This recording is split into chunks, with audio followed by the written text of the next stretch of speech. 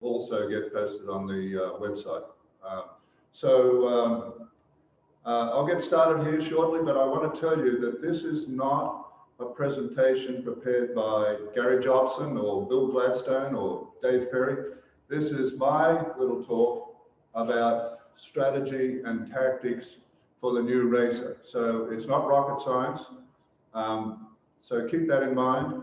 Some of you will look at this and say, yeah, all right, whatever. So the audience is you. So thanks for dropping in, but I'm really targeting this presentation at those who are either new to racing or haven't been doing this for a while and are struggling to get on the podium. So the other thing I'll remind people is that sailboat racing is 90% physical and the other half is mental. So we're going to try and find a balance between the physical and the mental. Thank you. Stand by.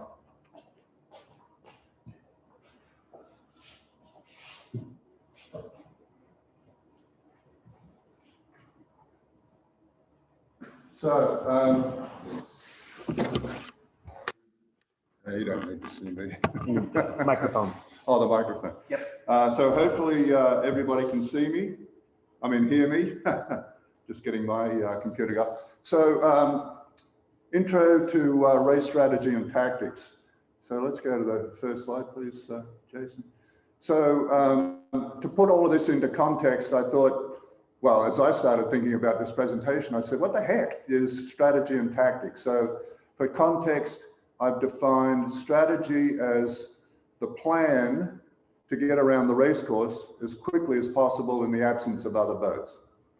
Tactics is what you employ when something interferes with your strategy. It could be other boats on the race course, and it could also be weather, wind shifts and so forth. So that's the context for today's presentation. And as I said, it builds on last week's presentation where we talked about, next slide. So this is a review, quick review for last week. We talked about the importance of understanding, reading, thoroughly understanding the sailing instructions, wealth of information there. We talked about the starting sequence, RRS 26. We talked a little bit about weather forecasts and checking for current and so forth. And we'll build a little bit on that today. We talked about crew positions and responsibilities, and I introduced this concept of the dance. It's what I call the maneuvers that you go through during the course of the race, the boat handling maneuvers, tacking, jibing, and the importance of everybody understanding their role during these maneuvers, and of course not tripping over each other, not getting each other's way, to efficiently and repeatedly make these maneuvers work so that you're getting the best out of your boat and getting around the course as quickly as possible, which is what we're all trying to do. And then we introduced the part 2 of the racing rules, the basic rules of the road, which is when two boats meet, port, starboard, windward, leeward, etc. So, and we'll maybe bump up against a couple of the rules at the end of this presentation, just to briefly touch on the changes that occurred. And there's not a lot for 2021. So that was last week. This week, I've got another 5-step approach to strategy and tactics. And the first one is understanding the science or the physics behind sailing. And whilst this might seem like a no-brainer, I have talked to people who really think that we are blowboats. I know power boaters call us blowboats. We're not really blowboats. And then, so we're going to take a quick look at Bernoulli's principle and understand what it is that creates the lift and the forces to move boats forward through the water. And then the second part of this is your basic strategy. I would encourage you each to, as you leave the dock, talk to your crew about, well, what are we going to do today? And the essence of that is you want to get a good start and you want to keep your boat going as fast as you possibly can on all points of sail, changing gears to make, you know, as I said, it possible to get around the race course as quickly as possible. So get a good start and don't go slow. My personal one is win the start and extend. But when you're the scratch boat, that's how it's got to be. Doesn't always work, but you want to have something in mind as you approach the starting area to say, all right, what are we going to do today? Well, we're going to get a good start. We're not going to go slow. So, and then part 3 of this is get out on the race course area early and sail. I call it sailing the course in miniature. And we still do this on Jubilee when we can get out there early enough. So I encourage you, if you can get your crew to the dock early, get out there and take a look at what's going on. Check in, get your main up, and we'll go through the 2 elements of this particular step that I call sail the course in miniature. And then the 4th one is, this is where you're developing your strategy after getting out there, taking a look around at the observed conditions, and after you've sailed the course in miniature, and you have a bit of a plan to get started and get around the race course. And then the 5th one, this is where tactics come into play, is you tweak the plan as the race unfolds, because there are other boats on the race course. They're going to interfere with your strategy, and how you end up finishing the race is very much going to depend on how you reacted to what you encountered out there. In other words, what tactics did you employ given what actually happened on the race course? So that's today's discussion. So let's move on to the basic understanding of why boats, sailboats, are able to move forward through the water. So back in about 1730, an Italian scientist called Bernoulli was studying the fluids moving through pipes of different diameters. And what he came to understand was that when there's an increase in pressure, there's actually, an increase in the velocity of fluids, there's a decrease in pressure. Now, he made this observation about 150 years before the Wright brothers began their short flights down in the sandhills of North Carolina.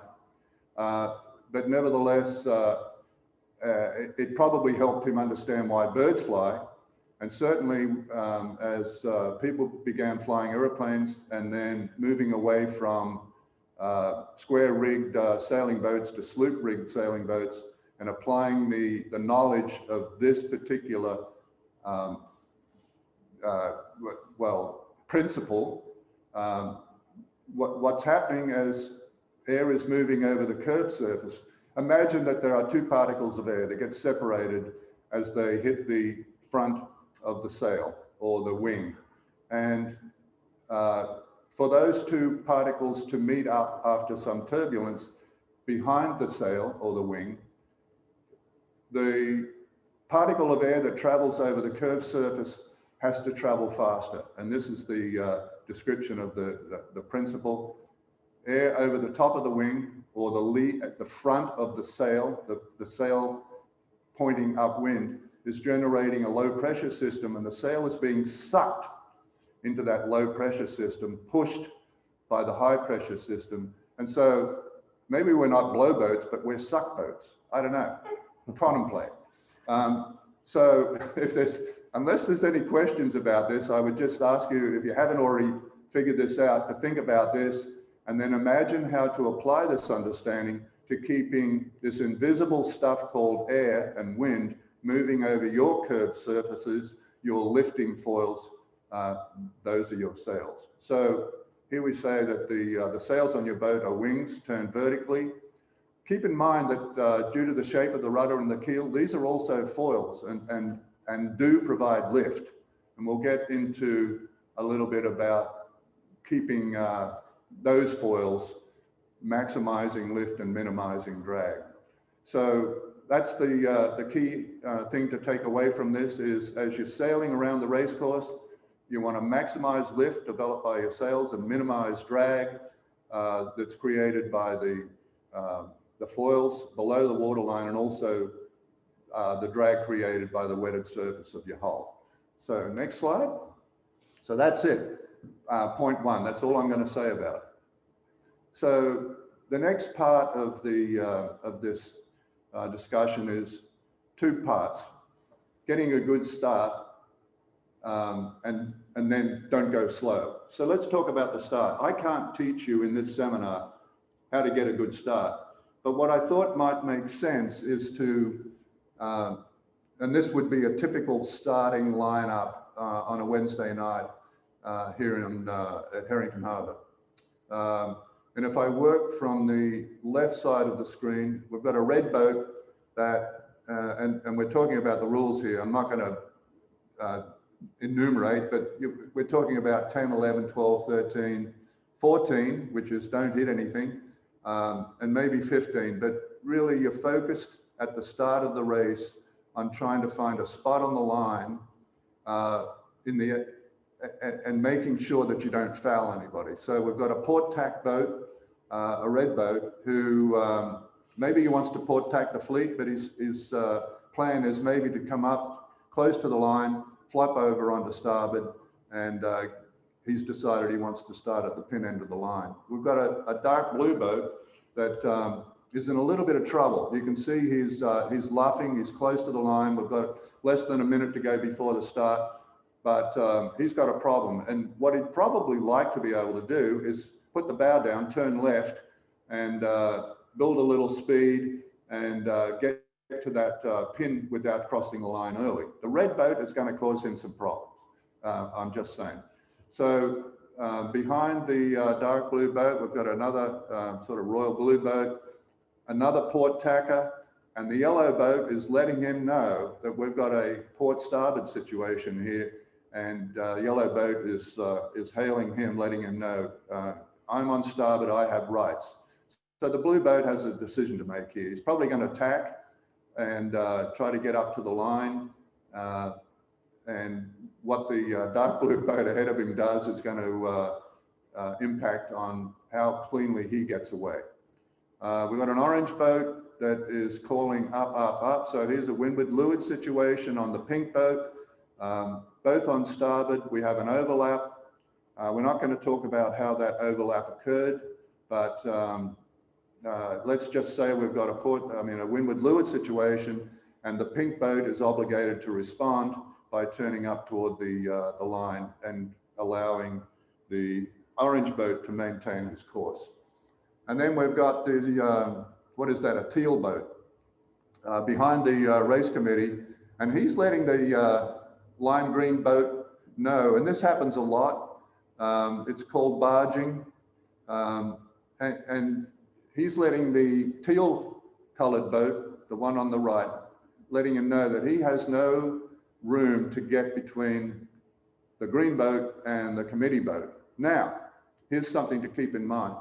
If the teal green boat continues storming in, barging in, reaching in, the green boat, the leeward boat, the right-of-way boat, is obligated to keep clear and not create a Rule 14 situation.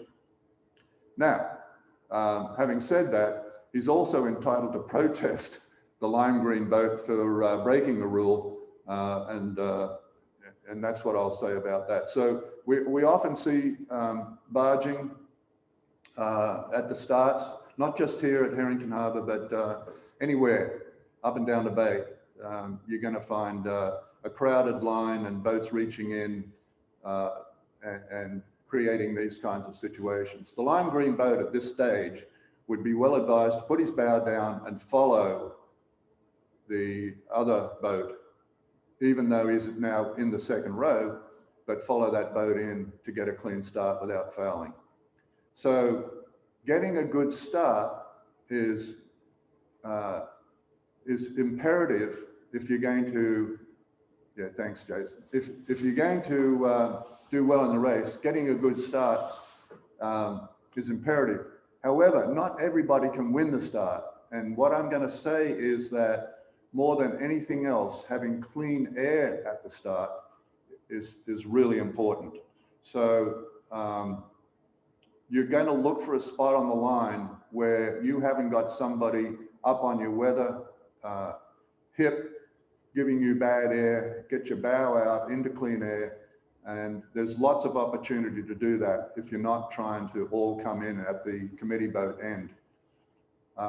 So like I said, I can't teach you how to start, but I would implore you to understand the rules that are in play, and above all, to try and find clean air and get away without being in somebody else's dirty air. And then a little later on, we'll talk about what happens in that situation, what you can do and what you should do. So next slide. So this is the don't go slow part of it. And a couple of pictures here to illustrate how the importance of keeping a boat well balanced and introducing this notion of drag. Both boats are heeled over a lot more than you would like to see. And you know, I've heard people say, oh, we had to bow down, and, you know, we were rumbling along and we were going really fast. And I'm telling you, if you've got the bow, I mean, the rail in the water, there's lots of noise and turbulence coming off the back of your boat, then it probably feels pretty good, but most likely it's also slow. Because when a boat is heeled this much, there's two things going on below the water that are critical to making sure that you keep the boat going. The first is incredible amount of turbulence coming off the keel and the rudder. And anybody who knows about flight and aerodynamics knows that turbulence coming off the back of a foil is an indication of drag. And modern airplanes, you see the tips of the wings tilted up, and that is designed to reduce the amount of turbulence at the wingtips because turbulence creates drag, and you want to reduce the drag and maximize the lift. So, but the other thing that's going on in these situations, you can see that the driver of the little CNC has pushed the tiller all the way over to try to prevent the boat from rounding up. So he just put on a huge brake. If you can't keep the rudder and the keel more or less in line, then you're putting the brakes on. And similarly with the Pearson here, he's probably got a lot of helm. He's trying to get around that mark most likely, but he's probably got a lot of helm on to prevent the boat's tendency to round up in these situations. So what would you do? I mean, look, the Pearson is already backwinding the main, so he's pinching up a little bit. But what I notice here is that the boom is still pretty low. And so I would just suggest that if there's a way to release the vang, the boom vang, sometimes on a cruising boat, that control is up near the mast or underneath the boom, not back in the cockpit. So a crew member standing by to ease the vang would allow the sail, the main sail, to reduce lift and prevent a lot of heel. So easing the main sheet and easing the vang would help this boat considerably. But have a look at the little CNC. The boom is almost on center. And by the way, nobody's up on the high side. Now, in fairness, this was taken a couple of years ago during a frostbite race where we don't allow, or did not allow at that time, people to be outside the cockpit hiked up on the rail. But even with this 3 crew members, nobody is up on the high side. And so I would urge you to think about crew positions in these situations, but also ease the main sheet to reduce heel. Pretty obvious when you look at a boat from behind and see how tight that main sheet is trimmed. So we're focused on don't go slow. And there's a couple of things here that point out some of the mistakes that are typical out there on the race course. So reduce weather helm, keep the boat nicely balanced, don't go slow. Next slide.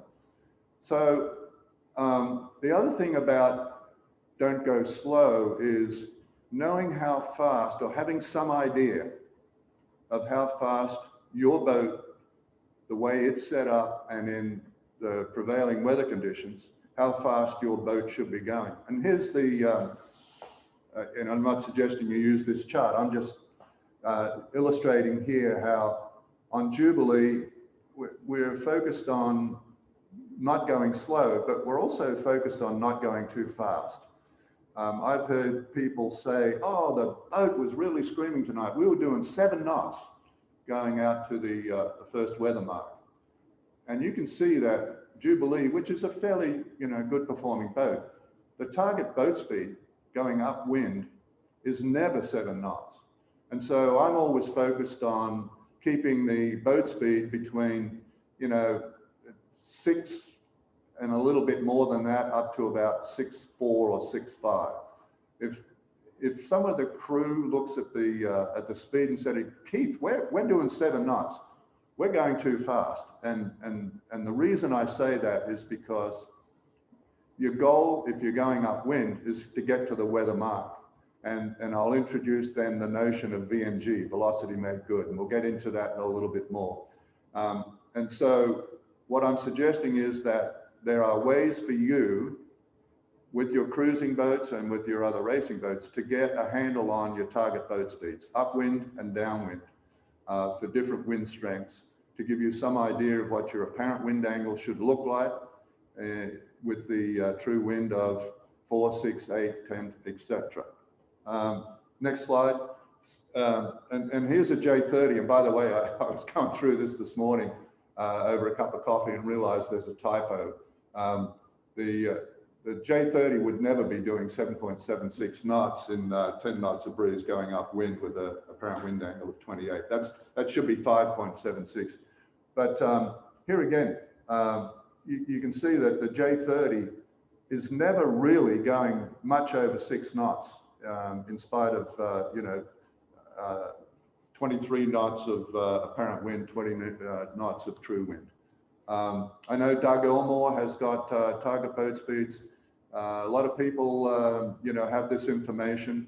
I'm encouraging you, if you haven't sought out this kind of chart for your own boat, that you go online, talk to your sailmaker, talk to other boats, and say, all right, well, you and I rate the same. Have you got a target boat speed chart that you wouldn't mind sharing with me? Have we got questions coming up, by the way? One just popped up. Said, is a polar chart is useful? What's that? Peter Diesendorf asks if a polar chart as useful. Yeah, so I've extracted this information from a polar chart. Much easier to read, columns of numbers than look at a polar chart and try to figure out where the lines are intersecting on the X and Y axis. So that's what this is, Peter. And so a lot of the manufacturers will provide this information if you go looking for it. You're welcome. Okay, if there's nothing more, let's go to the next chart. So before we go onto VMG, a couple of things that just basic things to think about. And the first of this is to concentrate on where the crew is located in your boat. And I'm telling you that it should never be on the bow. If somebody's up on the bow and they're not getting ready to hoist a spinnaker or fix a problem that's up there, then there's just no reason to have somebody up on the bow, except at the start, where you might have somebody peeking around the forestay to see where the other boats are. But there shouldn't also be a crowd in the cockpit. And I've seen boats with 5 or 6 people in the cockpit and nobody up by the mast. And to me, that just never makes sense. It doesn't matter what your boat is, and it doesn't matter what point of sail, unless you're in 30 knots of breeze with a spinnaker up and you're trying to prevent the bow from burying into the wave in front of you, you should never have a bunch of people in the back of the boat. And the movement of a boat up and down over the waves, the more weight you have in the ends of the boat, the more energy that is required to lift that weight, if it's up on the bow, over the next wave, or lift that heavy weight in the back of the boat as you're going over the wave. So get the weight in the middle of the boat. And by the way, when my crew comes on the boat, their gear, what little I let them bring, That goes in the middle of the boat also. We don't want to throw a whole bunch of heavy gear bags and foul weather gear into the quarter berth or into the aft cabin. So just stuff to think about, right? And then paying close attention to trim. You know, halyard tension, telltales, and as a driver, I'm telling you, what I focus on is telltales and boat speed. Telltales, boat speed. Every now and again, my crew will tell me, focus, I'm looking around too much. So if you're doing your job as a driver, you're focused on telltales and boat speed. And you know, the boat speed thing is understanding approximately how fast you should be going given the conditions. And then jib car position. If your jib cars are not in the same place, port and starboard, there's something wrong. But also, if you look up at the front of the boat and the bottom of the jib is board flat and the top is flapping, Emily, my wife, always comments. She said, how do people put up with that noise? And it's a flapping sail. Sails should never flap. I see dollar signs flying off sails when they're flapping. So keep them nicely trimmed. And if you see the bottom of the, and this is not a seminar on jib trim, I'm just giving you a couple of hints. Keep the telltales from the bottom of the jib to the top of the jib, all more or less in line, behaving themselves. And if the bottom is flat and the top is twisted off and the telltales are jumping around, then the top of that sail is stalling. And the way to fix that is to move the jib cars forward, to trim that top of that sail in, reduce the twist, and get all of those telltales behaving themselves nicely top to bottom. So that's going upwind. But when you turn to go on a reaching leg or a downwind leg, I'm telling you, focus on changing gears. If you turn onto a downwind leg and you've got a vertical crease behind the mast on your main, on the luff of the main, try easing that main halyard about an inch and see if that crease goes away. And what you're doing then is recreating the nice foil shape that air likes to be attached to generate the lift that you're looking for. Focus on the telltales. What you're going to find if you're going downwind and you're not setting a spinnaker, but you're setting a jib, is that you probably want to move the jib cast forward to, again, get those telltales top to bottom all behaving themselves and doing, you know, a good job of sail trim. And then, of course, if the next leg is upwind, you want to reverse all of this stuff. And, you know, I'll talk about that a little bit more, but these are just, you know, common sense in my mind, but maybe something that you haven't really thought through. And then there's this VMG, velocity made good. So velocity made good is is what people talk about when trying to describe how to get to the next mark as quickly as possible, given that most of the time you can't head directly at that mark. And so if you're going too fast and you're tacking upwind, then you're going too fast in the wrong direction. If you're going too slow, then you're pinching and your foils aren't effectively, in the case of keel and rudder, they're not helping you lift and keep a straight line, and your sails aren't getting you to that mark as quickly as possible. So there's this balance between point and boat speed. And that's why I say, focus on boat speed and telltales, boat speed, telltales. And then there's this notion and the ladder, and I'll talk more about that a little bit later.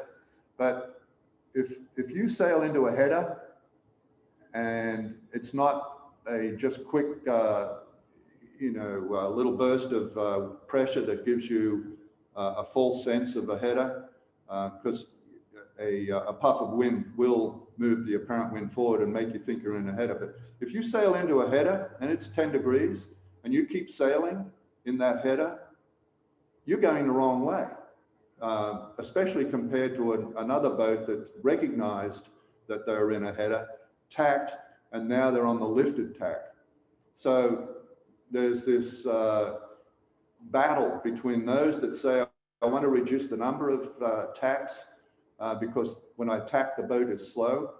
And I'm just saying to you, think about how long you're going in the wrong direction if you sail into a header. If it's a 5-degree header, maybe you keep going. If it's a 20-degree header, I'm telling you, think about tacking. And even if it means that you get away from your strategy, which was to sail the long leg first. So conversely, if you're going downwind and you're lifted, it often means that the bow is now not pointed, as you get lifted, is getting pointed away from where you want to go. And I'm saying, all right, that might be a time to think about jibing. And then the ladder, we'll talk more about later with some illustration. And then you're always looking for clear air. If you're sailing in somebody else's dirty air, maybe there's not a lot you can do about it. But if there is, and it can be one of two things, usually, one is to tack to get out of that situation. The other one might be to put the bow down and go fast to get away from somebody who's giving you some bad air ahead and to weather of you. So just look for clear air. And we're talking about don't go slow. Any questions? Nothing? All right, let's keep moving. By the way, I'm inclined to go for maybe another 10 or 15 minutes. And then if we're at a point where it makes sense, let's have a break. I find people's attention span is generally around 40 or 45 minutes. So we'll take a 5-minute break to make a run to the coffee machine or whatever else you're drinking today. Take a breath of fresh air, and then we'll come back. So think about that in about 10 or 15 minutes. So the third step in this presentation is getting out to the race area early and doing this, sail the race in miniature. And so we'll go through the 2 steps or 2 elements of this discussion. We'll go through that to see why it's important and how it can help you immensely during the race, which is going to be starting. If you're out there early enough, you've got some time to do this, think about what you want to do, develop your plan, and then go execute it. So I say check in, get your main up, get behind the starting line, away from other boats. And then I say, get out your handy dandy chart showing headings and bearings of HHSA marks. And did that get mailed? Yep, I have it. So I sent the copy of that I keep on board. It was actually something I stole from Ted Slotwinski years ago. I've refined it, updated it. I think it's fairly accurate given the position of today's marks or where they're supposed to be when they're planted. But it's a very useful chart showing to and from each of the marks that we use on a Wednesday night, the heading and the distance. So I laminate it and keep it handy to use as a reference every time we go out. And then I say, you want to, not sailing, just got the main up, so you can see what's happening with the point of sail. Point the boat at the first mark, which you should be able to see, and record that heading, and then look at your chart and find the heading from the first mark to the second mark, and turn the boat in that direction and watch what happens. Did the main jibe? Did you, was it just a bear away and you're reaching? Make a note of what happened. And of course, make a note in your notes there that what the heading is and so forth from the second to the third mark. Now you have a pretty good idea, if the wind doesn't change too much, what's going to happen at each of the marks that you encounter on the race course. You don't have to go to each mark to figure this thing out. Use your chart and then sail the course in miniature. So next slide, this is, this is the handy dandy chart. Don't spend any time on it right now. Jason, if he hasn't already, is going to post this on the racing forum. So for those that want to see it, it'll be there for you to use. So next slide. So here's the actual important second part of this notion of sail the race in miniature. So get the sails up, get the jib up, and sail up the first leg, heading toward the first mark. Mostly down here at Harrington Harbour, that's going to be an upwind leg. So you're going to be tacking. So I'd say get the crew settled into their upwind rolls. Know what your target boat speed, or try to figure out how fast you should be going, giving you know, the wind conditions and your particular boat. Do a couple of tacks and make sure that the dance moves. Everybody understands that you've practiced that and you know what you're going to do every time you tack. And what are the signals? Some of the skippers use tacking in 3, 2, 1. I say tacking. If I'm ready to tack, I'll tell the crew, okay, we're tacking. I might say hold if I see a couple of waves coming. I want to tack in flat water if I can.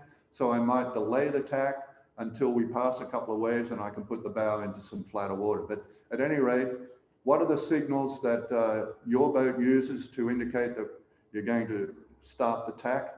And of course, while you're doing this, you're making sure that the telltales look good on the main and the jib.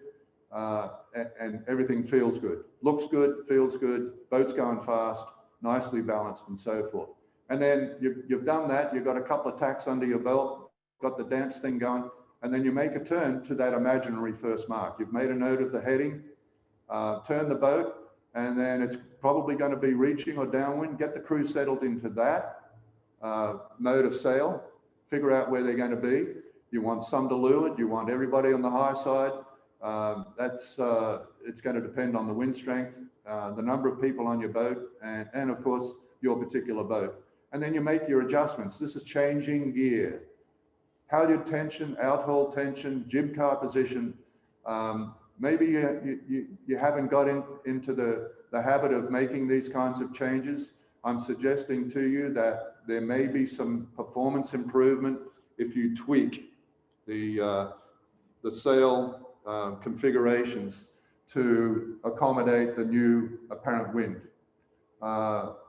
As I said, not a session here on jib trim or sail trim, but these are things that I think about, and I would encourage you to do that as well. So then you make your turn, your next turn toward the next mark, and maybe now you're back on the wind again. So if you know before you get to that mark that you're going from a reach or a run to a beat again, before you get to that mark, make those changes. Move the jib cars, put the halyard tension back on again, put the outhaul back on again. Much easier to do without the pressure of beating, and then of course you'll be ready to go when you get to that mark.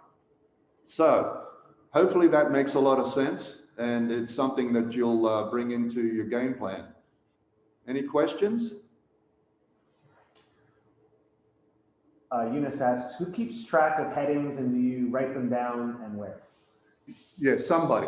And you know, on our boat, it's usually Emily, but it can be anybody who is thinking ahead and has grabbed something to write with and something on which to write. You know, it shouldn't be the guy who's driving. He's got too much other stuff going on. But it's somebody. And the information then, Emily puts a piece of tape on the step in front of the companionway, and she writes down that information, heading and distance. You know, you do whatever works for you, and keep that information handy as you work your way around the course. Does that make sense? Painting tape on the bulkhead is another. Just electrical tape? Yeah. Yeah. Something you can ride on and then remove after the race. Yeah. So, okay. What time is it? We've been going. I think that's the end of this discussion, part 3. Yep. Yeah. All right. So take a 5-minute break, folks, and then we'll come back to step 4, which is what's step 4, Jason? I don't have this. Oh, yeah, this is where your strategy, develop a plan based upon the conditions. So we'll talk about what you're going to be looking for after you've done your sail the course in miniature to develop your plan and be ready for the start, which is coming up in a few minutes. So come back in 5 minutes. I make it about 9:42. So come back in about 5 minutes and we'll get going again. Thank you.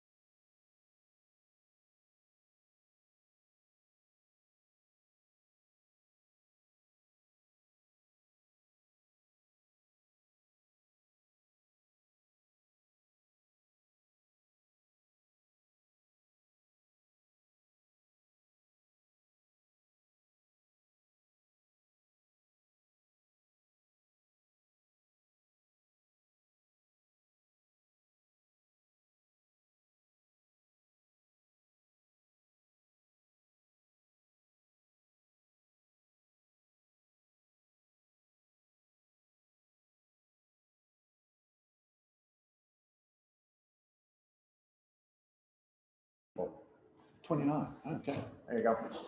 All right, folks, let's get started again. And Jason just told me 29 people are logged in today. And I certainly want to thank you all for dropping in, spend some time, especially to the crew members and the guests, the non-member guests. We appreciate you dropping in and checking us out. It was very important to me that we allowed crew to look in on this presentation, because if the skipper, the owner of the boat, is the only one who knows this stuff, then it's not going to help unless he's a really good teacher and can remember all of this stuff and impart it.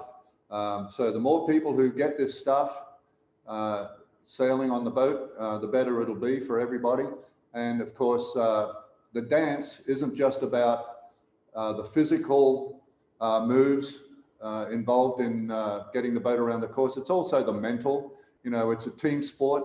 So the more that people engage as team players and collaborate to do their jobs and to help the skipper, the driver, get around the track, the better you'll go. So there we are. So here we are, step 4 of the 5-step process that we're talking about today.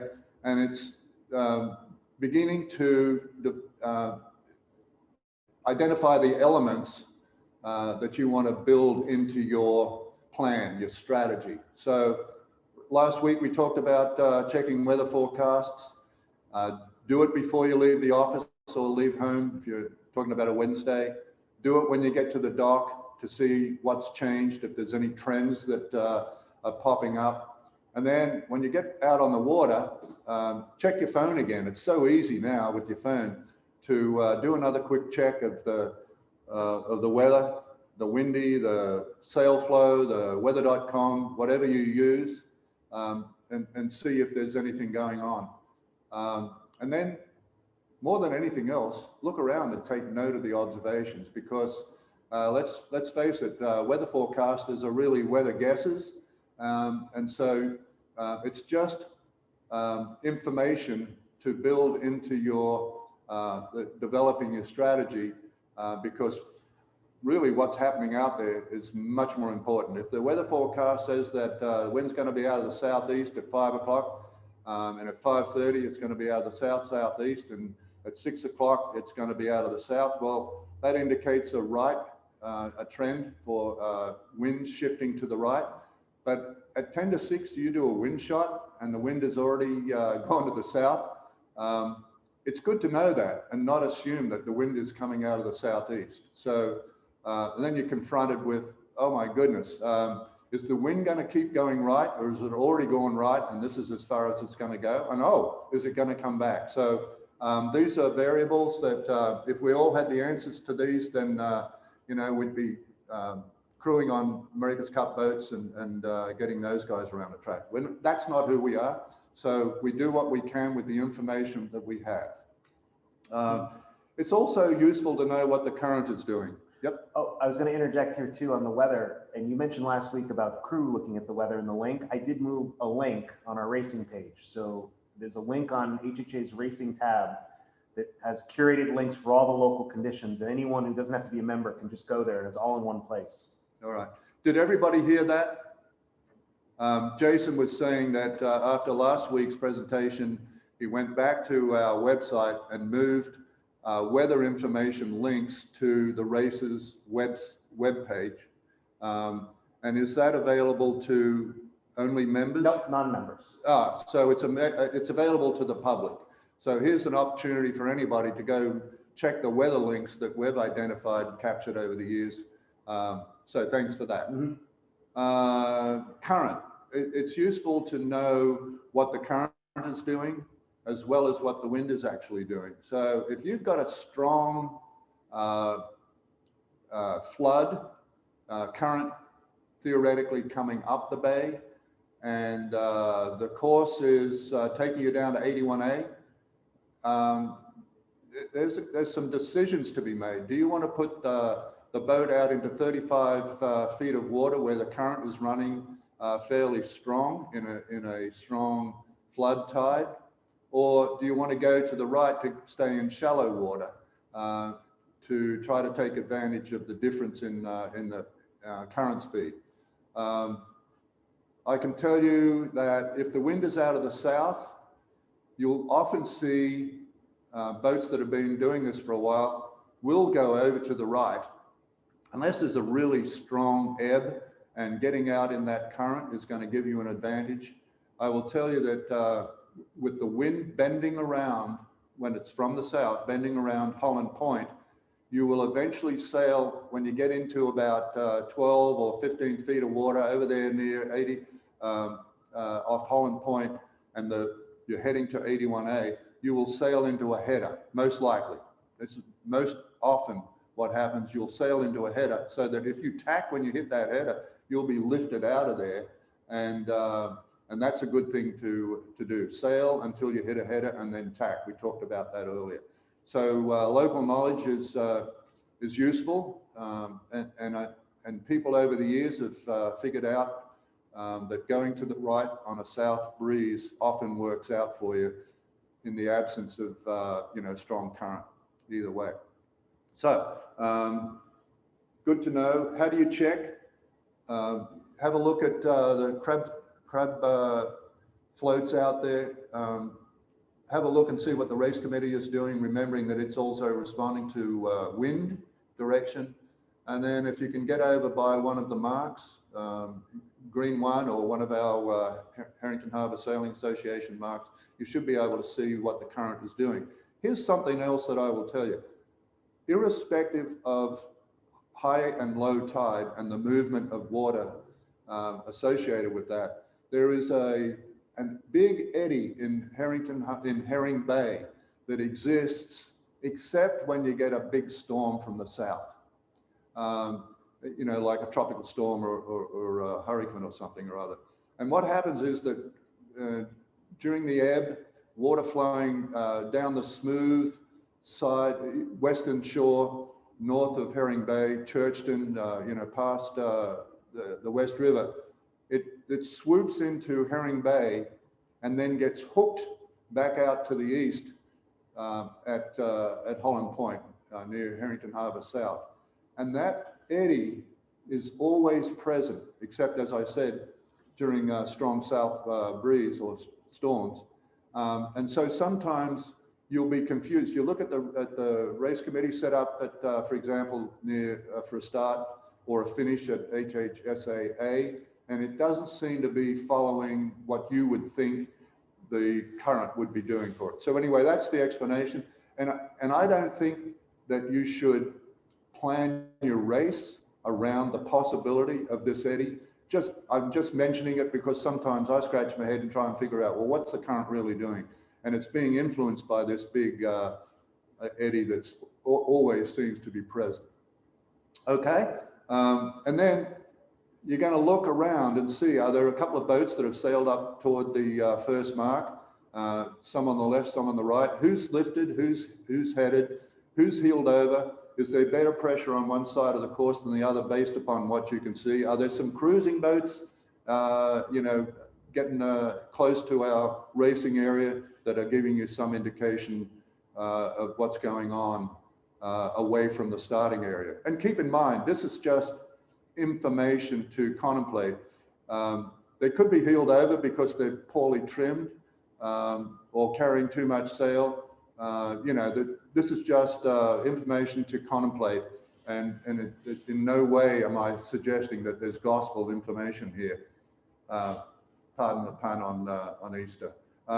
So the other thing to contemplate is which end of the line do you want to start? If you do a wind shot near the starting line and you realize that the pin is favored by a lot, if it's favored by a little, I'm telling you, look for clear air. But if the line is not square, we try to set them square. To be honest with you, you'll see a couple of us will go and fiddle with the pin to try and square the line up, because that's the way to give everybody a fair start. But if you look at that line and you figure out that the pin is favored, you might want to start further down the line towards the pin. If it's favored by 3 boat lengths, then you're 3 boat lengths ahead of somebody starting down by the boat. Hopefully that's not the case, but if it is, you want to have that information. And then decide which side of the course, you know, based upon wind, based upon current, based upon your expectation of what the wind is going to do, given the forecast, etc. And as I said, contemplate the effect of current, wind pressure, better on one side than the other, etc. So that's the elements of your strategy. Next slide. Should keep his couple questions or comment on the question. Oh, yeah. Ted has a comment about note that most weather forecasts give wind speed in miles per hour, not knots. Yeah. It's about a 15% difference. So yeah, we're also starting to see kilometers per hour getting more common these days too. All right. Peter has a question. What is the best source of marine weather forecasts for Herring Bay? I think we addressed that. They're all there. Yeah. But I'd say these days, it's more a matter of which presentation you like, because they're all drawing on more or less the same model. Yeah. I like Windy, W-I-N-D-Y, because it gives a graphic representation of the wind, and with information that not only shows you the wind direction, and you can look forward and see what the weather forecast is indicating with respect to wind direction, but also wind strength. And it colors the map or the chart that you're looking at based upon wind speeds, green, you know, for light air, red for heavier air, and so forth. So that's a nice graphical representation of the wind forecast. And then there's, you know, just simple things like weather.com, which gives you on your phone a nice hour by hour prognostication on wind strength and direction. So whatever works best for you, Peter. Check them all out, and as Jason said, they're pretty much all working from the same wind models. Some of them seem to update and be more current than others, but I don't propose one over the other. I think they're all good, or good enough. All right, anything else? No, all right. So next one. This is where we start talking about the tactics. You know, what could possibly go wrong, right? Well, you're not sailing this course on your own. So, you know, a lot of things can impact your strategy, your plan. You know, you get boxed out at the start. You've got bigger boats, faster boats to weather of you, feeding you bad air. Oh, you could be over early and you've got to go back. That'll set you back. But, you know, if you're racing, well, you know, I have to remember that I'm a competitive kind of guy, and so are most of my crew. So we're always looking around to see where delirium is, right? the guy we've got to beat. And there's others. And you will have your own personal little battles, and, you know, all in good fun, of course. So we're always looking around to see where our competition is, and we get a bad start, they get a good start, then we're not just going to sit there and say, well, this sucks. We're going to look for ways to improve our position, and so this is where you start tweaking your plan. You're looking for openings, and remember, clean air is king. You're always looking for clean air, clear air, to get that the performance out of your foils. And then, you know, so other boats get in your way, but then there's this wind shifts, and this is really important. And so I've got a picture of this little guy on the right-hand side, the Ray Marine electronic compass. Oh my goodness, Amy just brought in coffee. Thank you, Amy. Hi.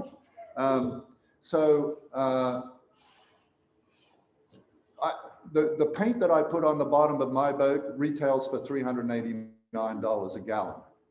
I'm telling you, this little guy here can be purchased for considerably less than that. You know, probably a little more than $300. But if it's $300 and you do 20 races in a year, you could amortize that and say, well, it's $15 for every time I go out and use this thing. And then I think about 15 bucks. I spend more on that, putting beer and rum and ginger beer on the boat each week. So in the overall scheme of things, I'm telling you that if you haven't got something like this on your boat, then I would encourage you to seriously think about it. And I like this one. David has a, well, we have a Tactic and he has a Velocitech, but they are double-sided like this, which gives the opportunity for crew, not just the driver, to see this instrument. And so I say to you, knowing when you're in a shift, and is it a lift or a header, is critical to getting around the track. So who is keeping track? If you've got one of these things, then you give crew the opportunity to keep track of as well as the driver. If the only way you have of knowing which way you're going is looking down at the binnacle compass in front of you, then only one person, whoever's looking at that compass, and I'm telling you, you shouldn't be looking down there anyway, you should be looking up. So put this instrument, go out and get one if you haven't got one. Ask, you know, you've got a birthday coming up, you know, find a way to get something like this on your boat, or some sort of digital compass. And then trying to figure out, is it a lift or a header, or is it a persistent or oscillating shift? Oscillating shifts need to be ignored because if you tack on a header that lasts for 30 seconds, then next thing you know, you've gone through a slow tack and now you're going the wrong way again. So you've got to try and figure out by timing the shifts, whether we've got a persistent shift. If you've got a shift that lasts for 5 minutes and you're not tacking on it on an upwind leg, then you're spending 5 minutes going the wrong way. However, 5 minutes later, you'll be lifted again because the wind is going to come back. But if you can get in phase with the wind shifts and tack on every header, provided it, so there's a balance here. I'm not telling you to tack on every header. A couple of times, you know, in recent times, we haven't done very well, and then Aaron, who's always ready to give an opinion, I'll say, well, what do we do wrong? And he'd say, well, you tack too much. There is such a thing as tacking too much. If you're tacking on every header, then you're going slow through those maneuvers. And if it's lumpy, then the boat slows down a lot during that tack. So you have to find this balance of tactically, what are we going to do? Are we going to tack or are we going to just hold? No right answer there. You've got to do what's best for you. What's the next one here, Jason? Any questions? Yeah, there is a question or question comment from John Schaefer. He says he likes an iRegatta Pro, which for starting software and tracks shifts as well. It can be on his iPad mini. He's wondering if you use anything similar. No,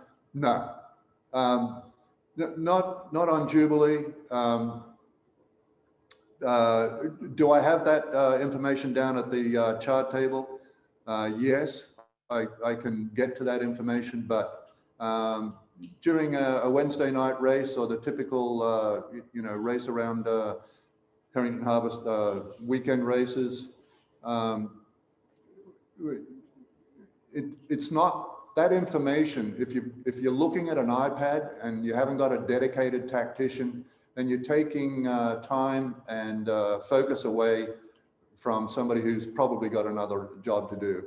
And so whilst that information is useful, you know, in an America's Cup kind of situation, we don't rely on that. It's more seat of the pants and just responding to the empirical data that we get from the instruments. And admittedly, Jubilee's got a few more instruments than most people, 3 on the mast and 3 over the companionway.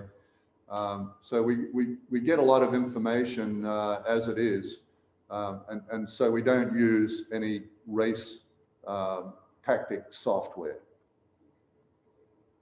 Not that that isn't good stuff to have. If you've got somebody who knows how to use it, can be dedicated to using it and knowing how to use it properly and how to respond, and isn't trying to do more than one job, then yeah, go for it.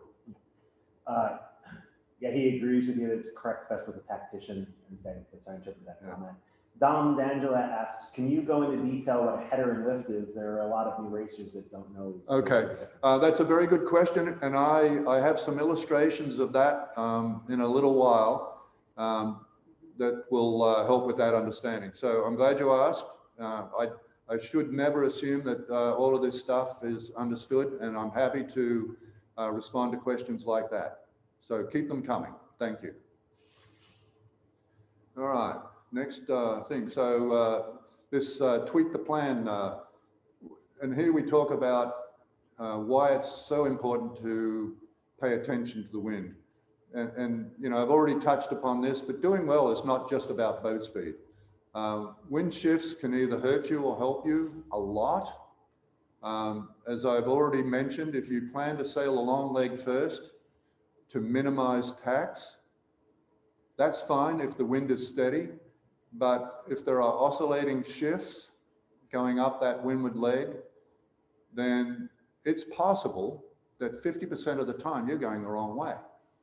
And if everybody is doing that, then it's okay. But if somebody, one of your competitors, is tacking on some of those headers, which means he's now on the lifted tack, going better VMG toward the mark, then that boat has an advantage over somebody who doesn't tack on those headers.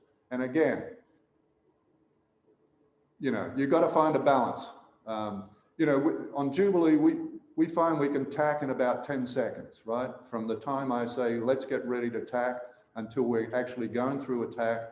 And, you know, we have a pretty good dance team, and the members of the crew can get through a tack and get that jib trimmed in pretty well in a, you know, fairly smartly.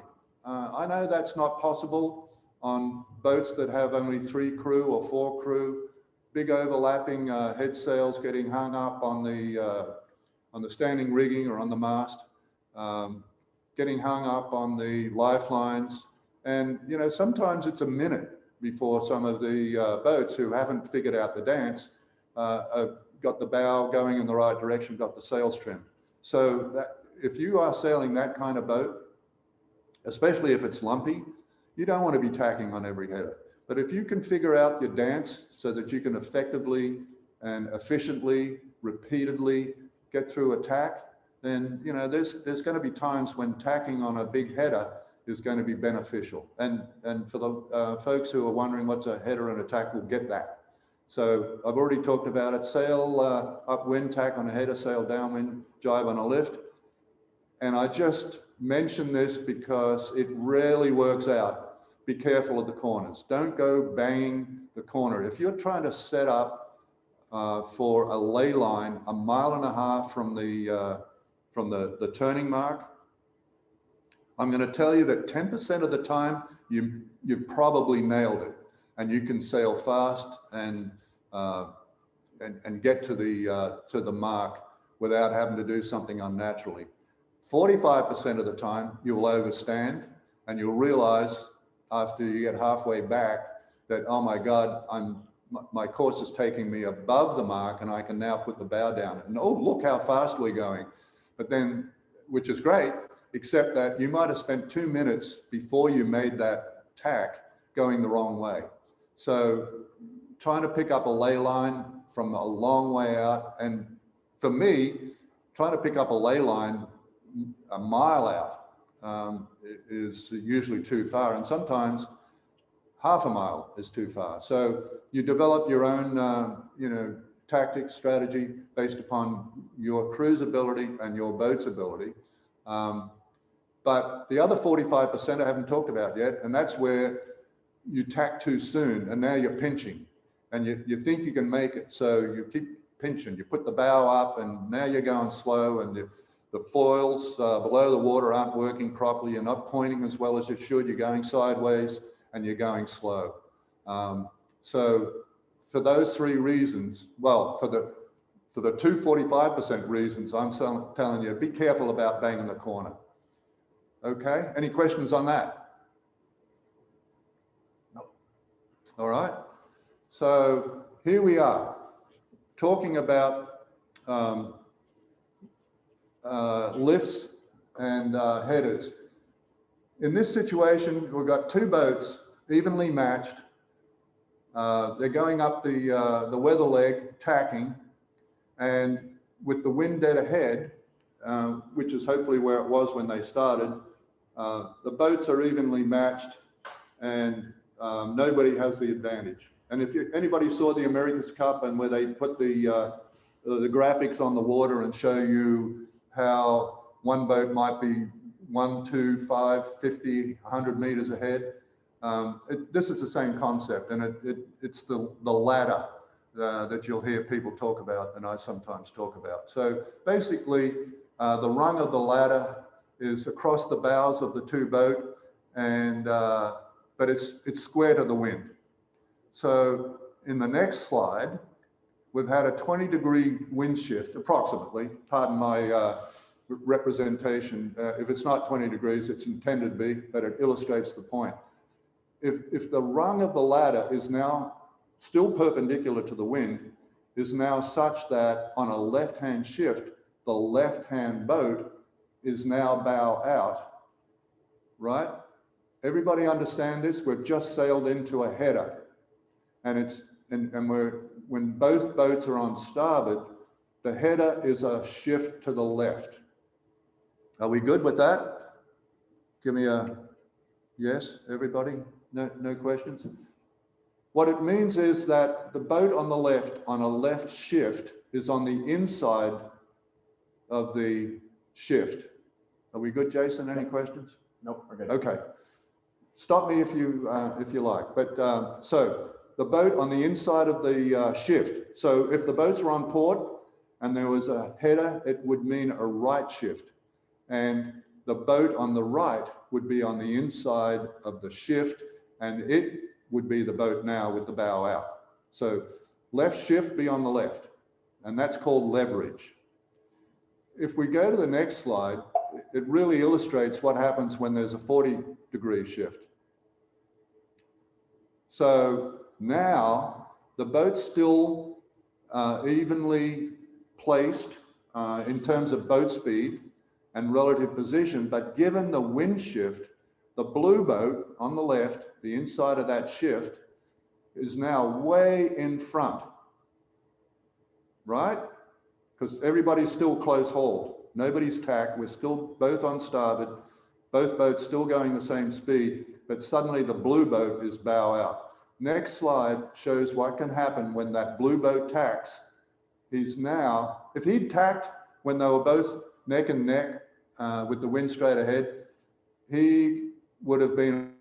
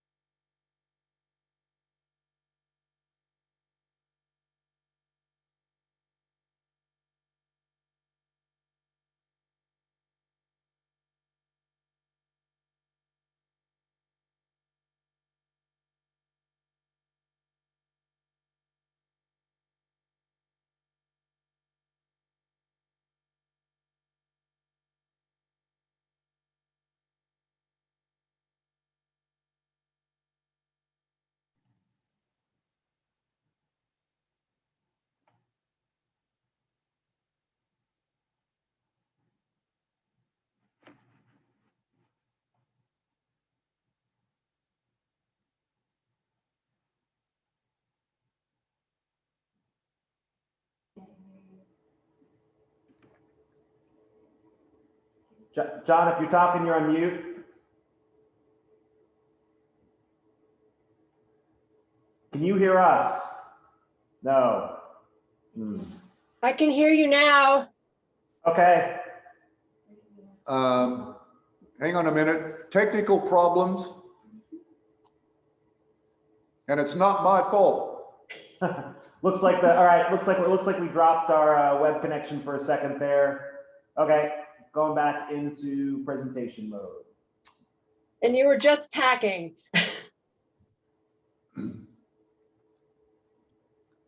All right. Are we good? Give us a thumbs up. Can you hear us? Can you see us? Thank you. Appreciate your patience. And we were just at the tack when we cut out. Yeah, Looking good. So what I was saying is that the blue boat, having been on the inside of the left shift, can tack, be lifted, right, on the other tack, and tack clear ahead of the yellow boat. Headers and lifts, and how to take advantage of those, or how to get hurt by them if you make the wrong choice. Part of this is rocket science, because the people who really, the wind whisperers, you know, the Gary Jobsons, the Terry Hutchinsons, you know, etc. They're wind whisperers. They know stuff that mere mortals like us will never know. You know, I didn't start sailing until I was almost 40 years old. So I'm at a distinct disadvantage over people who grew up on dinghies, you know, sailed, you know, Opties as kids, went on to sail on the high school sailing team, went on to college, and, you know, went to St. Mary's or one of the other great schools that has great sailing programs. And you just, it's in your genes, you know, it's in your blood.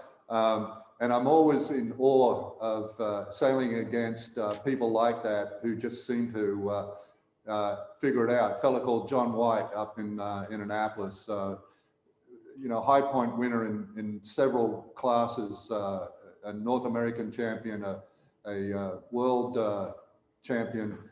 And when you sail against people like that, you know, if you're paying attention, then you're going to learn something. It can be very disheartening, to be honest with you, but, you know, treat it like a clinic. And so I don't pretend to be one of those people, but, you know, we have over the years figured out how to have success, you know, from time to time. So, you know, I'm just passing along some of the things that I've learned over the years, never having had a sailing lesson.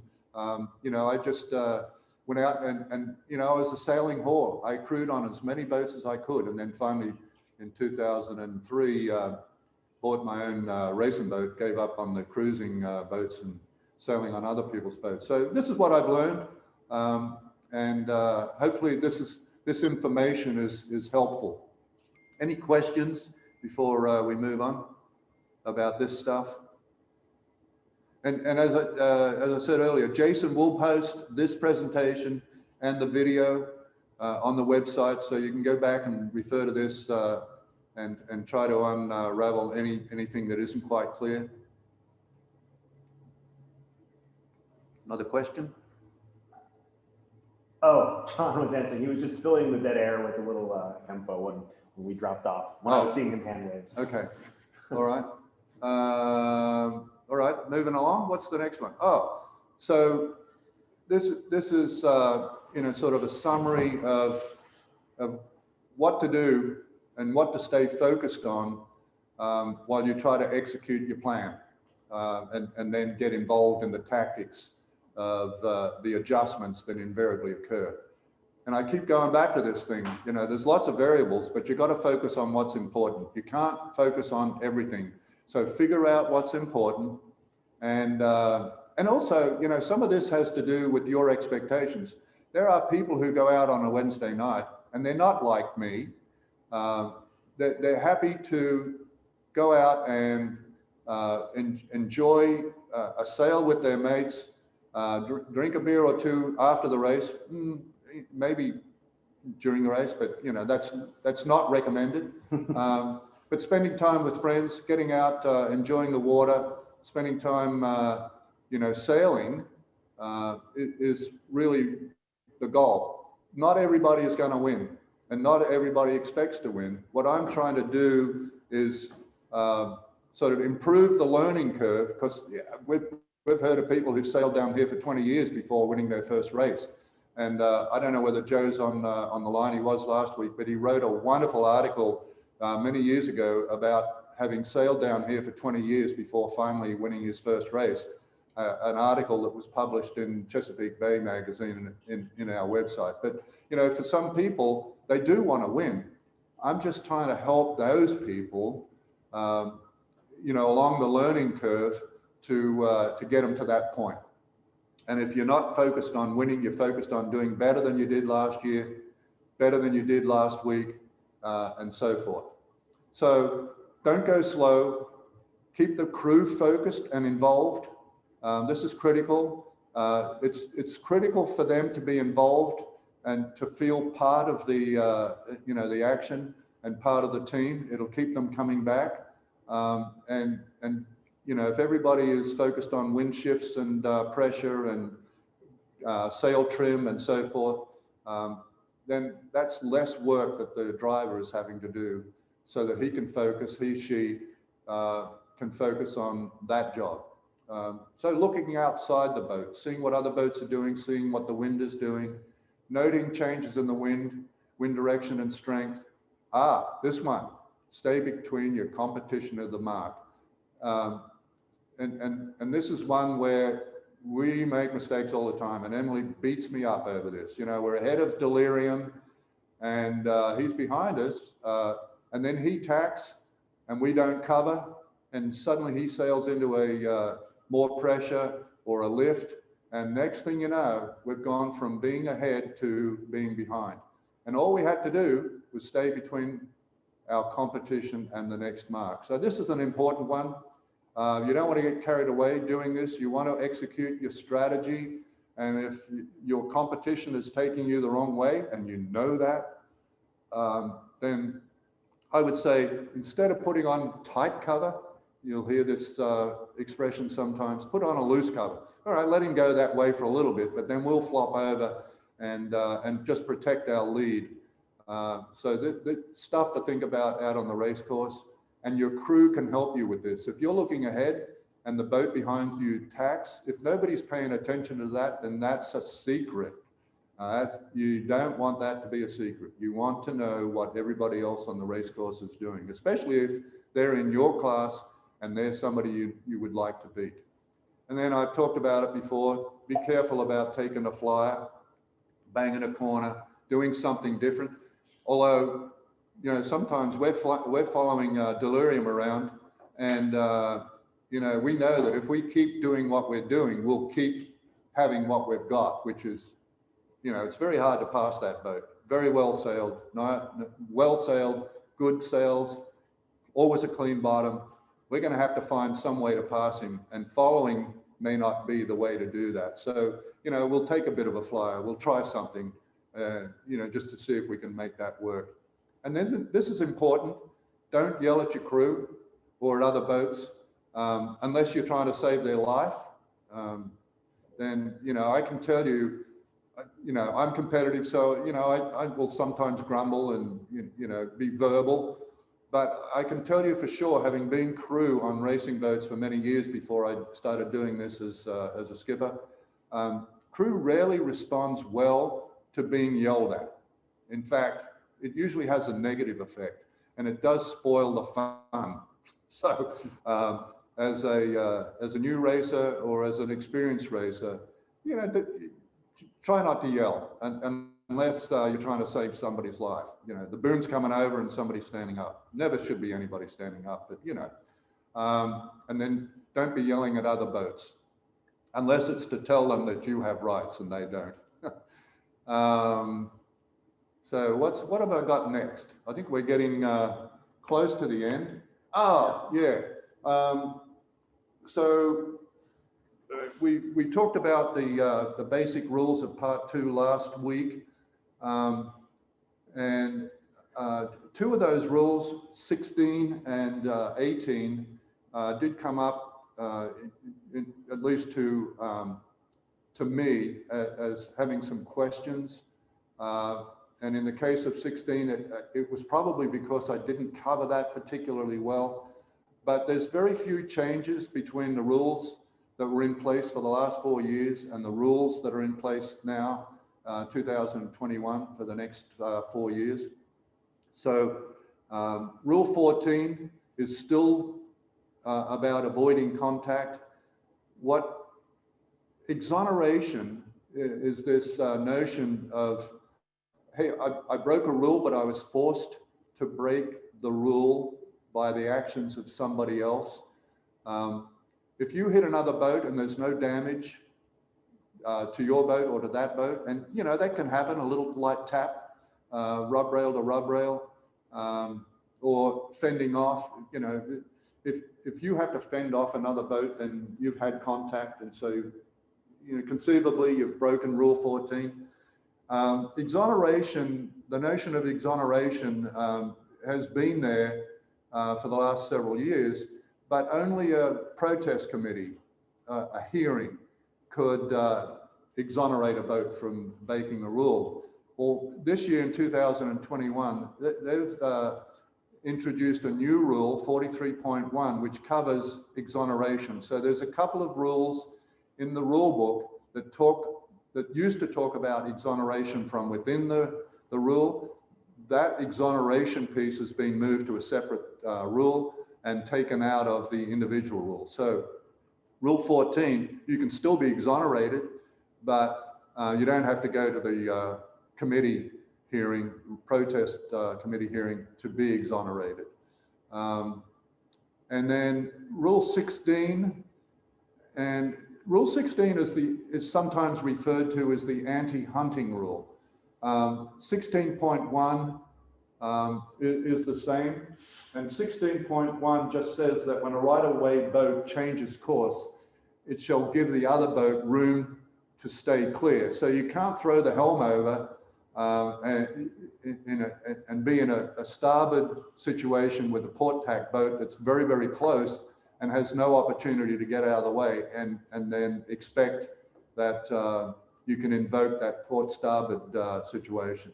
So if you have right of way and you change course, your obligation is to make sure that other boat knows that you're changing course, recognizes that they don't need to anticipate that you're going to change course, but they need to have the opportunity to recognize that you've changed course, and then have the ability in the sea state, and given the possibility of other boats in the area, they need to have the opportunity to stay clear.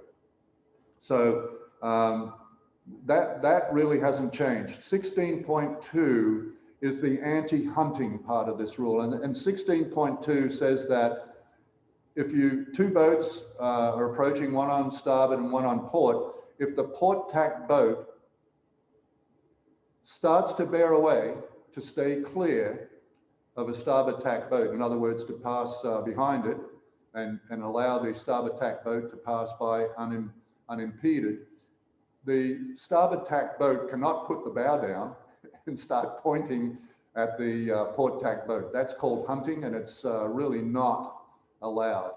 And so the slight change in this rule, so the essence of the rule has not changed. They don't want you as a starboard tack boat, unless it's before the start, because there is, before the start, some of these rules don't apply. There is no proper course, for example, and 16.2 does not apply. 16.1 does, 16.2 does not apply before a start. So be careful in those situations. So the slight change this year says that it no longer applies to two boats who are sailing downwind. It only applies to two boats that are going upwind, tacking upwind, port starboard situation on an upwind leg.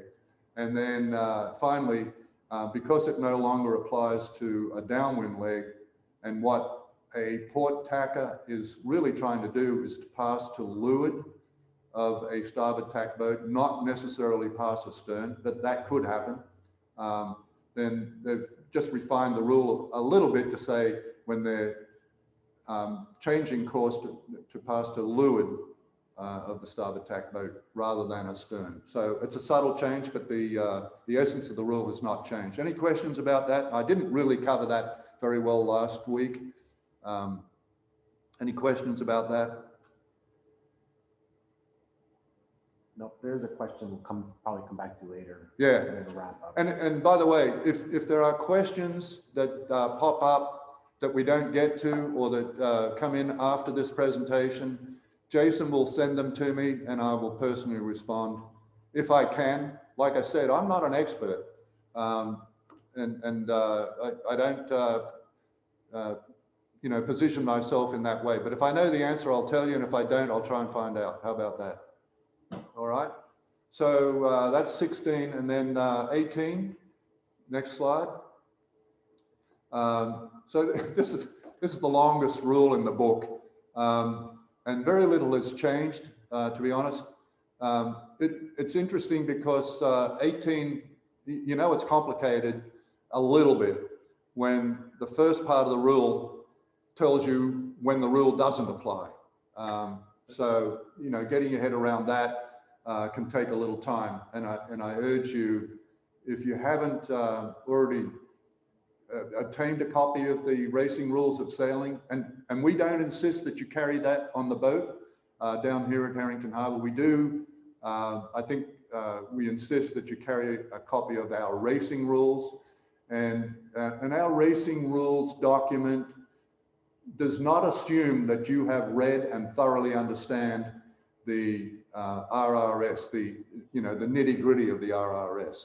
But we do assume that you understand the rules of part 2, which is, you know, when two boats are in close contact or in the vicinity of each other.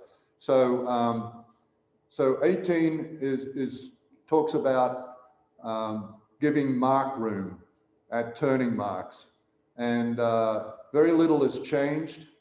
The 18.3 used to say a boat that is tacking in the zone no longer has any rights for mark room. It now says passing head to wind. And I think this covers a situation where a boat is almost making the mark and he puts the bow up to skip around the mark, and he doesn't go head to wind. He actually passes head to wind and to get around that mark. And what the rule is saying, that if you have to do that, then you have lost any rights that you had going into before that situation. So if you had mark room as an inside overlap boat, you lose that right for mark room when you pass head to wind.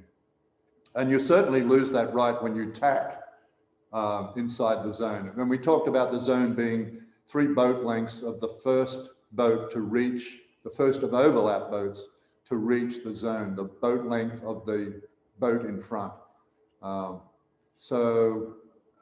Any questions on 18? 18's a little tricky because it applies to both upwind marks and downwind marks. But when 2 boats are on opposite tacks inside the zone, the port starboard rule applies, not rule 18. So if you're tacking inside the boat, inside that zone, then just assume that you've lost any rights to having room to get around that mark, and plan ahead, plan accordingly. Okay, so We got a question? 2 questions. So the first question actually is probably better suited to the next section. So I'll come back to John's. Eunice asks, so if approaching on a port tack, make sure you tack outside the zone, question mark? Well, no, yes, but I mean, you can tack inside the zone, outside the zone. Just make sure when you tack, you don't foul somebody, or that you don't look for mark room when you're not entitled to it. So tacking inside the zone is fine, especially if you can do it without fouling somebody else. And especially if you can cross ahead of somebody else and get around that mark first. It doesn't prevent you from rounding the mark. It just puts you in jeopardy if you are close to another boat. For example, if you tack in front of another boat, do a lee bow, for example, and inside the zone, force that boat behind you to go above close hauled or go above the course that they were sailing to get to the mark, then you have fouled them. And that's a little bit different from how it used to be. So just be really careful tacking inside the boat, inside the zone, in the vicinity of other boats. Make sure they don't have to change course to avoid you. You will have broken a rule if you force them to sail above proper course, or if they have to duck below you to avoid hitting your transom, and they are then forced to hit the mark, Rule 31, they are exonerated from having to do a turn for hitting a mark, and you have broken a rule. Is that clear, Eunice?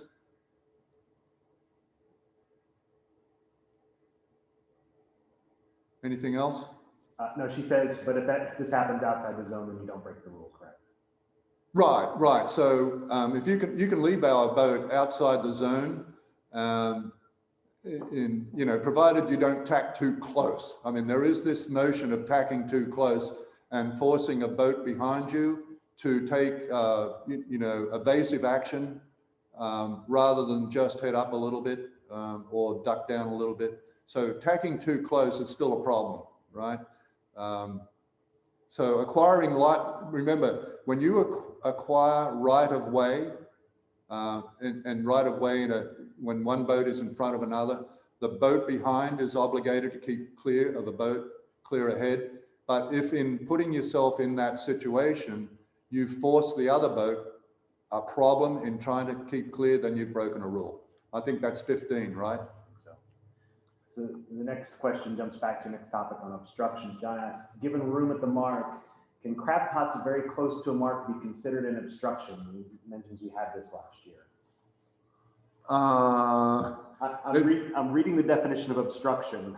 And, well, what does it say? It says, an object that a boat could not pass without changing course substantially if she were sailing directly toward it and one of her hull lengths from it. Yeah. An object that can be safely passed only on one side, and an object, area, or line so designated by the sailing instructions are obstructions. However, a boat racing is not an obstruction to other boats unless they are required to keep clear of her, and then we're into other situations. Right. So in my opinion, a float on a crab pot close to a mark is an obstruction. And keep in mind that if the boat that is ahead has to change course to get around that obstruction, it must give the other boat room to pass on the same side. And sometimes that is sailing far enough away from that mark to allow an overlap boat inside you to get by that mark. So we go back to last week's discussion, and obstruction could be an anchored boat, a fishing boat, which is what we see out on Herring Bay quite a lot. If in taking avoiding action to get by either to leeward or to weather of an obstruction, the boat in front must give the boat behind room to pass on the same side. So yes, John, I think a crab pot should never be there, but it can be, at a finishing mark, because we plop the tetrahedron down wherever, sometimes for finishes, and certainly for starts. Okay?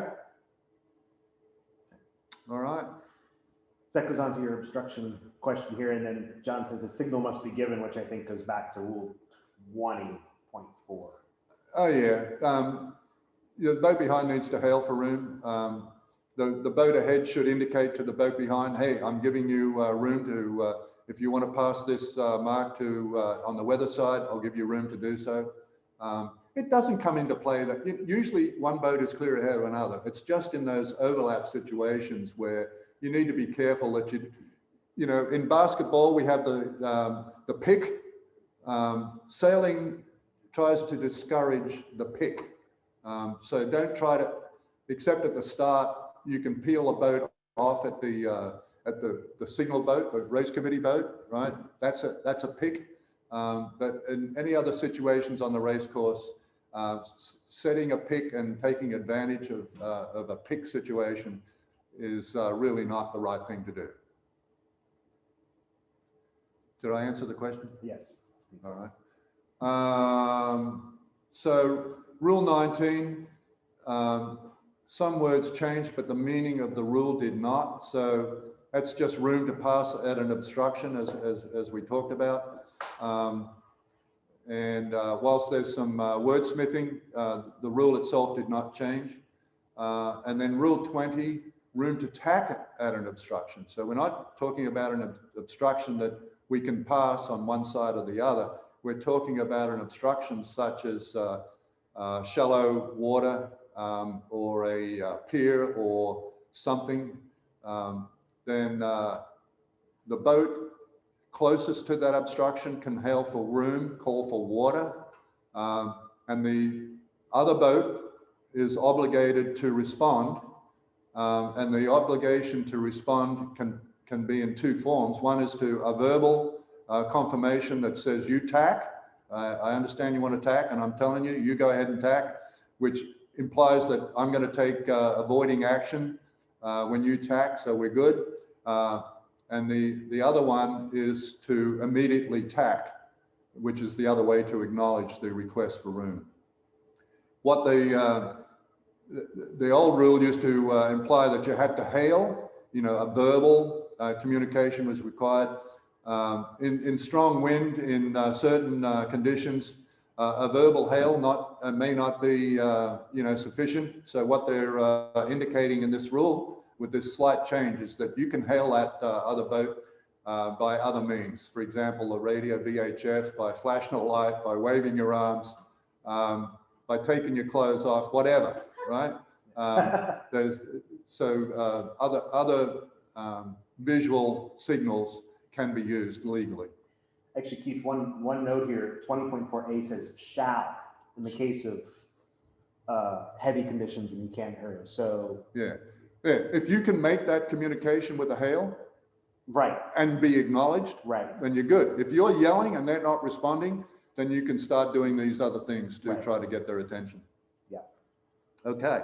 So is that the end of the rules discussion, unless there's more questions? Yep. All right. So, you know, I'm sorry, there was one other question that popped in. I apologize. If the other boat doesn't give room, what do you do?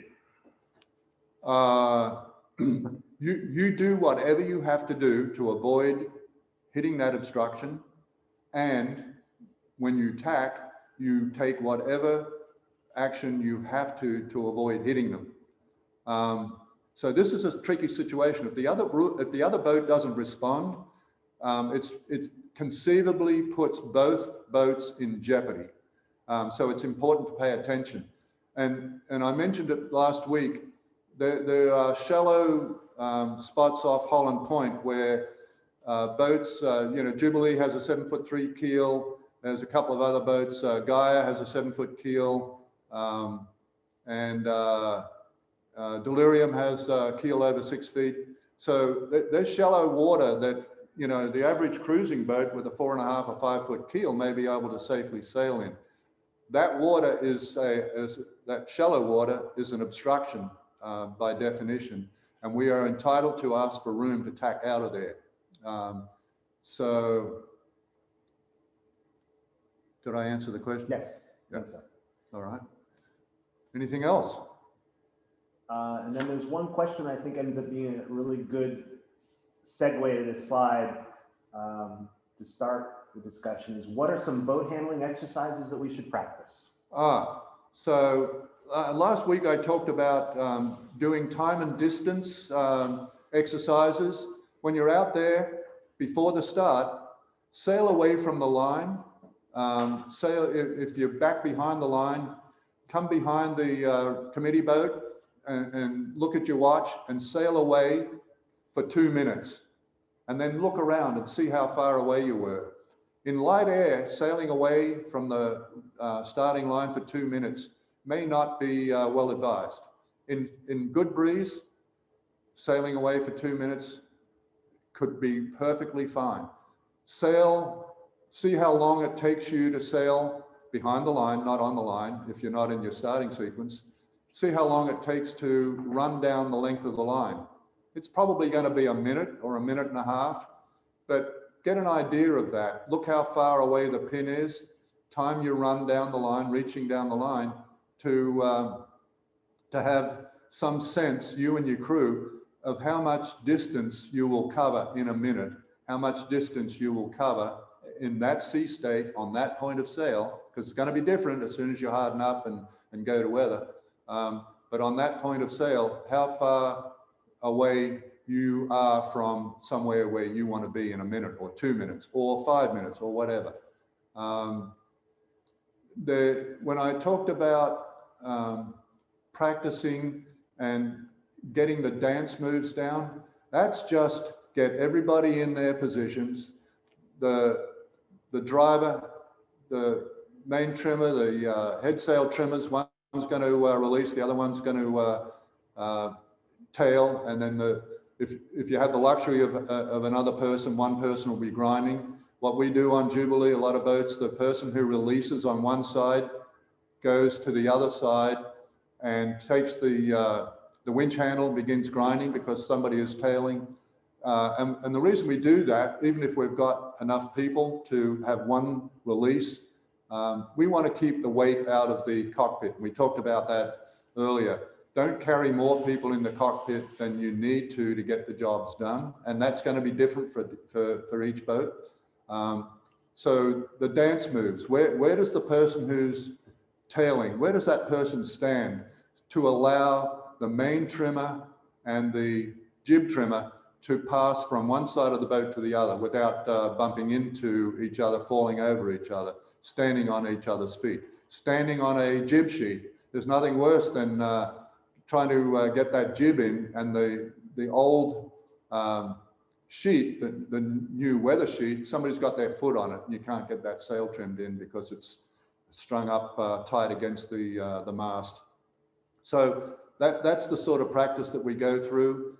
And we'll go out and we'll do 5 or 6 tacks until we know for sure that the dance moves are understood and being executed consistently and repeatedly. And we don't have to talk about it, right? I'm going to tack. Well, the people who are involved in the tacking maneuver jump into position. So the order in which you sit on the rail becomes important. If you're the first person to get to the cockpit because you're going down to release, and you're the third person on the rail, and you've got to get by 2 other people, I'm just asking you to think about the order in which you sit on the rail to allow people to get quickly, efficiently into the cockpit for the next maneuver, whether it's a tack or a jibe or, you know, to change gears some way. Those are the sorts of things that I think make sense and that anybody can do. And it's going to be different from one boat to the next, but figure out what works best for you, given your crew, given the way your cockpit is set up. Some people have the traveler at the back of the boom. Some of them have mid-boom sheeting, I'm sorry. Some people have, you know, the traveler controls easily at hand. Some people have the vang controls back in the cockpit, so the vang can be controlled. Others, as I mentioned earlier, I see that that's a job that releasing or tightening the vang needs to be done by a crew member up on the deck close to the mast. So figure out what works and make it repeatable and efficient and fun. Have I answered that question? I think so. Yep. All right. So this was what we covered today. We got a handle on Bernoulli, and I ask you to think about that. And the next time you're out sailing, look at your sails and try to imagine that sail is a lifting device, air is flowing over it, and you want that air to be attached to that foil for as long as possible, generating as much lift as possible to make you go fast. We talked about developing a basic strategy that you sort of have in mind. I want to get a good start, and I'm going to do everything I can to make sure that we don't go slow. And here's we're going to think about, where are people positioned in the boat? How am I doing trimming the sails to make sure we don't go slow? We're going to get out on the race course early and do this little exercise. I find it so useful, and we never know enough about what we're doing out there to make this exercise no longer necessary. It's always necessary if you have time to do it. It'll prepare you for the race, this day. Doesn't matter what you did last week. It's a new day, and it's never going to be the same conditions twice. And so then you develop your plan, your strategy, based upon the practice that you've done and the observed conditions and the forecasted conditions. And then you're going to tweak the plan because somebody screwed you at the start, or because the weather, Mother Nature and her relatives, the weather gods, have got in the way of you having your perfect race. So that was that. Is there anything else? I can never remember where I end these things. Probably with Q&A. And a Hey, I know that boat. And a nice Beneteau 38.1 called Fine Tune. So I can't believe it. We're bumping up against a 2-hour presentation. I always think I'm going to get through these things in an hour. I hope it's been interesting and helpful and informative. Do we have any other questions, comments? Nothing in chat if anyone wants to unmute. Yeah. Yell out if you can unmute. You want us to hear something. Hey, Keith. Can you hear me? Oh yeah. Hi, honey. Hi. Just 2 things I wanted to add was that really everybody on the boat should know how to rig the boat. So and that's a good way of seeing what's happening when you pull on the sheet, where it goes through a car, where it's attached to the sail. That everyone should know that. And secondly, we find it easier to rig at the dock instead of out on the water, where you might be dealing with waves or wind or heel on the boat. But making sure everybody knows how to rig the boat and can visually see what these lines are doing. She's talking about making sure everyone understands how to rig the boat. Oh, and doing yeah. it at the dock and seeing how it, the process of rigging the boat helps crew understand the interplay of things. Yeah, that's a really good thing. When we bring new people on to Jubilee, we always invite them to get there early and rig the boat, because if you, and we put most of our lines away. We've got lots of lines, for the pole, for the spinnaker, topping lift, foreguy, twings and so forth. If you don't understand what those lines are doing on the boat, then you're not much help. So we invite new people to come and be involved in rigging the boat, so they see what control lines are involved, where they start and where they end. I always say, if you're pulling on a line, please know what the other end is doing and where it is, and look at that. Pulling on a line blindly can sometimes get you into trouble.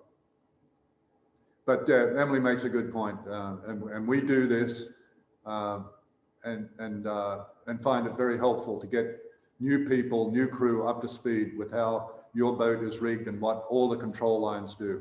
What else was there? Haven't got my hearing aids in, darling. I didn't hear it all.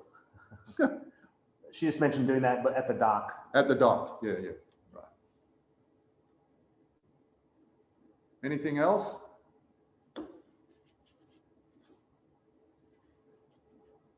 If you're talking, you're muted.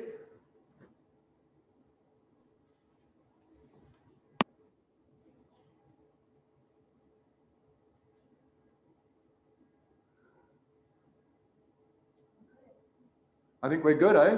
Yep. Okay, well, thanks very much, everybody, and especially thanks to the non-members and the crew members who showed up today. And if some of you start going better because of today's presentation, I'll be thrilled. So set your goals high and go execute. Oh, and happy Easter, everybody. Enjoy your holiday. And we'll look forward to seeing you out on the water in a couple of weeks. Thanks, Keith. Thanks, Jason. Doing IT here, and I couldn't do it without him. I appreciate the help the last 2 weeks. Thanks, Thank Keith. you. Great job. Thanks, Thank Keith. you all participating.